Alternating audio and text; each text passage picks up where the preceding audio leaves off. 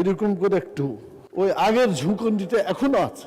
এটা ইসলামের সাথে সাংঘর্ষিক, শিরকের কাছে চলে যায়। ঝুঁকিয়া শব্দটি বাদ দেওয়া হয়েছে। মাননীয় সদস্যবৃন্দ,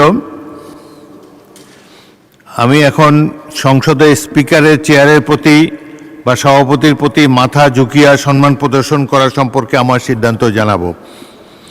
গত 16 জুন 2026 তারিখে মাননীয় সংসদ সদস্য মোহাম্মদ মুজিবুর রহমান রাজশাহী 1 এবং 17 জুন 2026 তারিখে মাননীয় সংসদ সদস্য জয়নুল আবেদিন ফারুক ফেনী 2 কর্তৃক সংসদের সভাপতির প্রতি ঝুঁকিয়া সম্মান জানাবার বিষয়টি নোয়াখালী 2, এখানে তো ফেনী 2 লিখছে। সংসদের সভাপতির প্রতি ঝুঁকিয়া সম্মান জানাবার বিষয়টি সুরাহার জন্য পয়েন্ট অফ অর্ডারে অনুরোধ জানান। বিষয়টি পরীক্ষা নিরীক্ষা করে জানানো হবে মর্মে আমি জানিয়েছিলাম। সেই প্রেক্ষিতে আমার পর্যবেক্ষণ ও সিদ্ধান্ত জানাচ্ছি। কার্যপ্রণালী বিধিতে এই সংক্রান্ত বিধি 267 (1) নিম্নরূপ।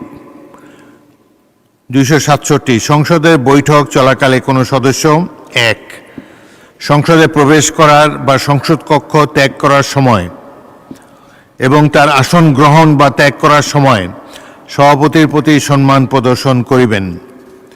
উক্ত বিধিটি 2006 সালে সংশোধন করে ঝুঁকিয়া শব্দটি বাদ দেওয়া হয়েছে।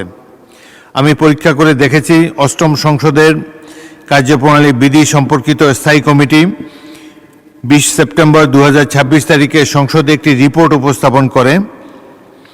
রিপোর্টটি 26 সেপ্টেম্বর 2006 তারিখে সংসদে বিবেচিত ও গৃহীত হয়, যার মধ্যে 267(1) বিধির উক্ত সংশোধনীটি অন্তর্ভুক্ত ছিল।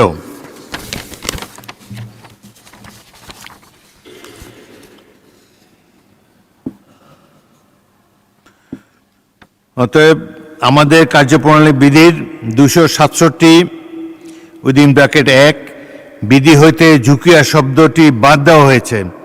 সেহেতু মাননীয় সদস্যবৃন্দ, আপনারা জাতীয় সংসদে যার যার ধর্মীয় রীতি অনুযায়ী স্পিকারের চেয়ারের প্রতি বা সভাপতির প্রতি সম্মান জানাবেন। ধন্যবাদ। Andalib Rahman Partha, point of order.